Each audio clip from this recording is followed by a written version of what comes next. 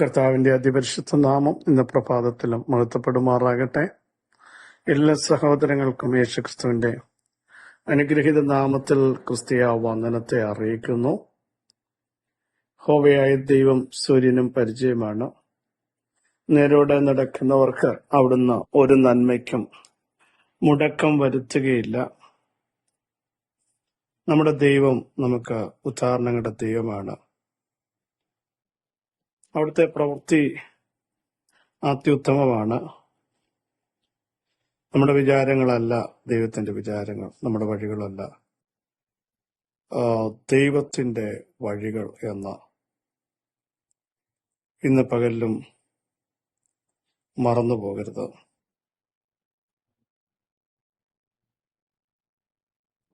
ദൈവത്തിന്റെ ശക്തിയും വലുപ്പവും,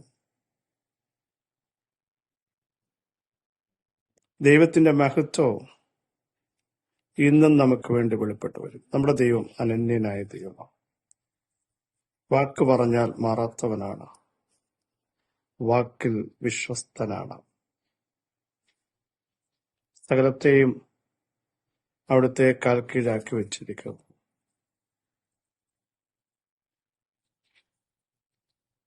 ഞാൻ പ്രവർത്തിക്കും, ആര് തടയുമെന്ന ശബ്ദം ഇന്നും നമുക്ക് വേണ്ടി മുഴങ്ങുന്നു. സഹോദരങ്ങളെ, ദൈവം പ്രവർത്തിച്ചാൽ ലോകത്തിൽ ഒരു ശക്തിക്കും അതിനെ തടയുവാൻ സാധ്യമല്ല.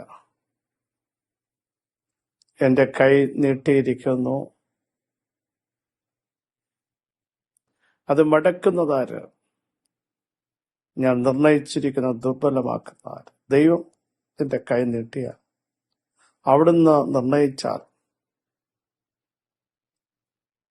ആർക്കും അതിനെ തടയാൻ പറ്റില്ല. ഇന്ന് പ്രഭാതത്തിലും ദൈവമേ അങ്ങയുടെ പ്രവൃത്തി ഞങ്ങൾക്ക് വേണ്ടി വെളിപ്പെടുത്തണമേ എന്ന് പ്രാർത്ഥിച്ചു തുടങ്ങും. ദൈവം നമുക്ക് വേണ്ടി വീര്യം പ്രവർത്തിക്കും. ആ കരം നമുക്ക് വേണ്ടി നേട്ടും.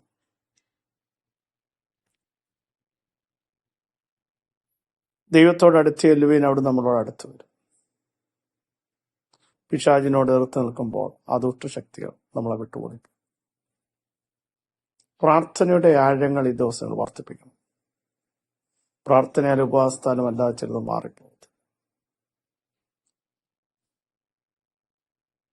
ശക്തമായി നിലനിൽക്കണമെങ്കിൽ പ്രാർത്ഥന ആവശ്യമുണ്ട്. പ്രാർത്ഥനയാൽ നമുക്ക് സകലത്തെയും ജയിക്കാൻ കഴിയും. പ്രാർത്ഥിക്കുന്നവൻ പരാജയപ്പെടത്തില്ല. പ്രാർത്ഥിക്കുന്നവൻ ദൈവം തുറന്ന വാതിലുകൾ, ദൈവം തുറക്കുന്ന ശ്രേഷ്ഠ വഴികൾ കണ്ട് ദൈവത്തിന് മഹത്വം കരയേറ്റാനിടയായിത്തീരും.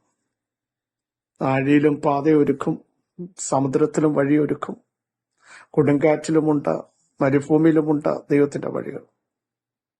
അത് വിശ്വസിക്കുന്നവർക്ക് വേണ്ടി പ്രവർത്തിക്കാൻ ഇന്നും ആ കരം വെളിപ്പെട്ടു വരികയാണ്.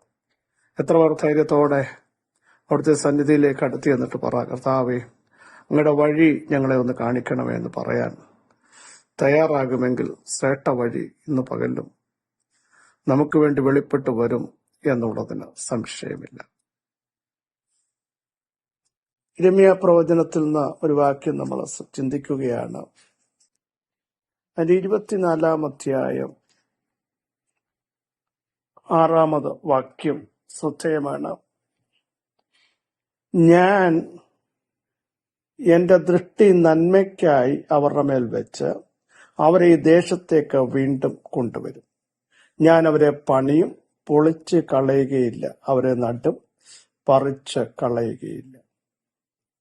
ദൈവം പറയുകയാണ്. യിരെമ്യാവിനോട് ദൈവം ഒരു വെളിപ്പാട് കാണിച്ചു കൊടുത്തു. പറഞ്ഞു, നീ എന്താണ് കാണുന്നതെന്ന് ചോദിച്ചു.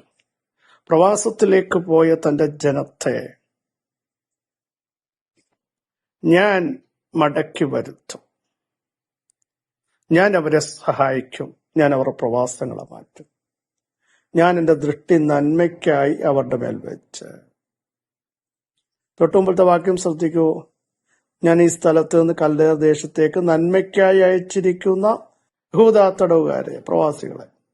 അപ്പോ ചില പ്രവാസങ്ങളൊക്കെ തകർച്ചയ്ക്കല്ല, ദൈവത്തിന്റെ പ്രവൃത്തിയും ദൈവത്തിന്റെ കരുതലുകളും ദൈവം ഇറങ്ങി വന്ന് വിടുവിക്കുന്ന വിധങ്ങളും ആയിരിക്കുന്ന ദേശത്ത് മനസ്സിലാക്കാൻ ഉങ്കാരപ്രതാപം പൂണ്ടു നിൽക്കുന്ന കൽദയ ശക്തിയുടെ മേൽ ദൈവിക ഇടപെടലുണ്ടെന്നും അവിടെ ദൈവിക പ്രവർത്തികളെ പദ്ധതികളെ അട്ടിമറിക്കാൻ ഒരധികാരത്തിനും സാധ്യമല്ലെന്ന് വെളിപ്പെടുത്തിയ ഒരു ദൈവമാണ് നമ്മുടെ ദൈവം.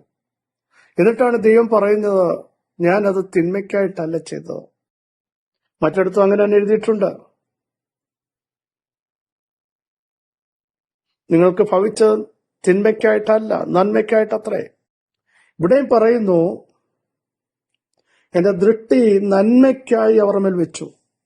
അപ്പോൾ പ്രിയരെ, നമ്മളായിരിക്കുന്ന പ്രദേശങ്ങളിൽ, വിഷയങ്ങളിൽ, അവസ്ഥകളിൽ, പ്രതികൂലങ്ങളിൽ, സ്വാതന്ത്ര്യം നഷ്ടപ്പെടുന്ന അനുഭവങ്ങളിലൊക്കെ ദൈവത്തിന്റെ ദൃഷ്ടി നമ്മുടെ മേലുണ്ട്.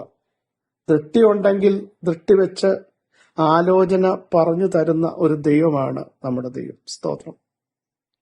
ദൃഷ്ടി വെച്ച ദൈവം, മറന്നു പോകരുത്, ദൃഷ്ടി വെച്ച ദൈവം. എന്നിട്ട് പറയുന്നു, അവരെ ഈ ദേശത്തേക്ക് വീണ്ടും കൊണ്ടുവരും. എവിടെ നിന്ന് കൊണ്ടുപോയോ, എവിടെ നിങ്ങളെ നഷ്ടപ്പെടുത്തിയോ, എവിടെ നിങ്ങളുടെ ബലത്തെ ഇല്ലാതാക്കിയോ, സന്തോഷം കളഞ്ഞോ, ആ ദേശത്തേക്ക് ദൈവം നിങ്ങളെ വീണ്ടും കൊണ്ടുവരും.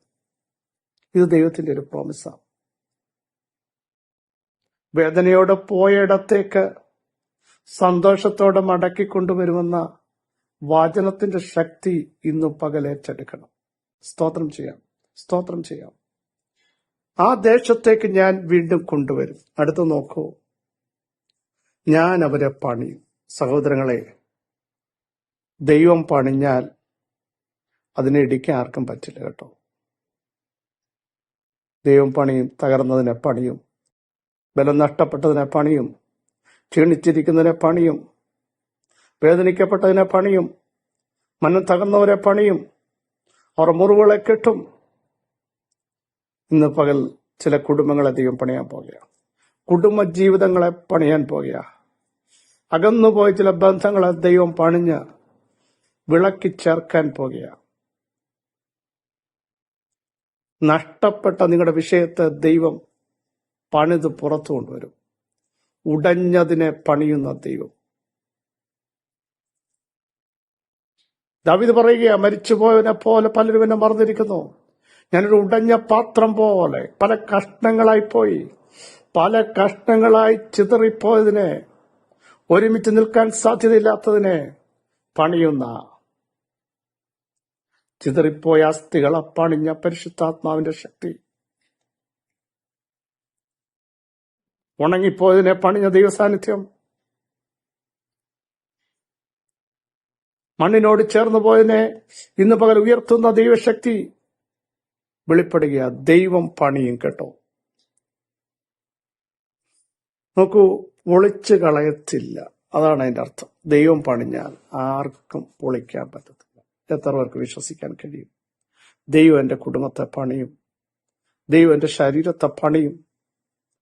ഡോക്ടേഴ്സ് പണിഞ്ഞ് പരാജയപ്പെട്ട ചില വിഷയങ്ങൾ നിങ്ങളുടെ ഹാർട്ടിനെ പണിയാൻ, നിങ്ങളുടെ ലങ്സിനെ പണിയാൻ, നിങ്ങളുടെ ലിവറിനെ പണിയാൻ, നിങ്ങളുടെ കിഡ്നിയെ പണിയാൻ എന്റെ ദൈവത്തിന് കഴിയും കേട്ടോ. എവിടാണ് ഒരു പണി വേണ്ടത്? ദൈവം എന്ന് പകൽ ചെയ്യാൻ പോകുക. തകർന്നിരിക്കുന്ന ചിലതിനെ ദൈവം പണിയാൻ പോകുക. ആരോടും ഷെയർ ചെയ്യാൻ പറ്റാതെ വേദനിക്കുന്ന ചിലരെ സ്വർഗം പണിയും കേട്ടോ. പൊളിച്ചു കളയാൻ ആർക്കും സാധ്യമല്ല. ഞാൻ അവരെ നടും, ആരും പറിച്ചു കളയത്തില്ല. ദൈവം നിങ്ങളെ ഒരിടത്ത് നട്ടാൽ ഇളകി പോകുമോ, ഓടിപ്പോകേണ്ടി വരുമോ, നിലനിൽപ്പ് അപകടത്തിലായി നിൽക്കുന്ന ചിലരോട് ദൈവത്തിന്റെ ആത്മാവ് ഇന്ന് പ്രഭാതത്തിൽ പറയുന്നു, ആർക്കും നിങ്ങളെ പൊളിച്ചു കളയാൻ പറ്റത്തില്ല. ദൈവമാണ് പണിഞ്ഞത്. ഞാൻ അവരെ നടും. സ്തോത്രം. ദൈവം നട്ടാൽ ആർക്കാ അതിനെ തടയാൻ പറ്റുന്നത്? ദൈവത്തിന്റെ കരത്തിന്റെ വല്ലഭത്വം ഇന്ന് പകൽ വെളിപ്പെടുന്നത് എത്ര പേർ രുചിച്ചറിയും? ദൈവം പണിയും, ദൈവം പണിയും, ദൈവം പണിയും. യേശുവിന്റെ നാമത്തിന്റെ ശക്തി ഇന്ന് പകൽ തന്റെ ജനത്തിന്റെ മേൽ വരികയാ. വേദനയേറ്റ ചിലരെ ദൈവം പണിയാൻ പോകുകയാ. കഷ്ടങ്ങളിലൂടെ പോകുന്ന ചില ദൈവം പണിയാൻ പോകുകയാ. ഇനി ഞാൻ പൊളിഞ്ഞു പോകുമോ, എന്നെ പറിച്ചു കളയും? ഇല്ല, പറിക്കത്തില്ല. ദൈവം നട്ടാൽ നിന്നെ ദൈവം വളർത്തും കേട്ടോ. മോശയെ വളർത്തിയ ഒരു ദൈവമാണ് നമ്മുടെ ദൈവം. ഹല്ലേലൂയ. നഷ്ടപ്പെട്ട സംവത്സരങ്ങളെ ഓർത്ത് നിലനിൽപ്പേണ്ട. ദൈവം നിങ്ങളെ സഹായിക്കാൻ പോകുക. ചിലത് തിരിച്ചു പിടിക്കുന്ന സമയങ്ങളാണ്. ദൈവം നിങ്ങളെ പണിയുന്ന സമയമാ, നിലനിർത്തുന്ന സമയമാ.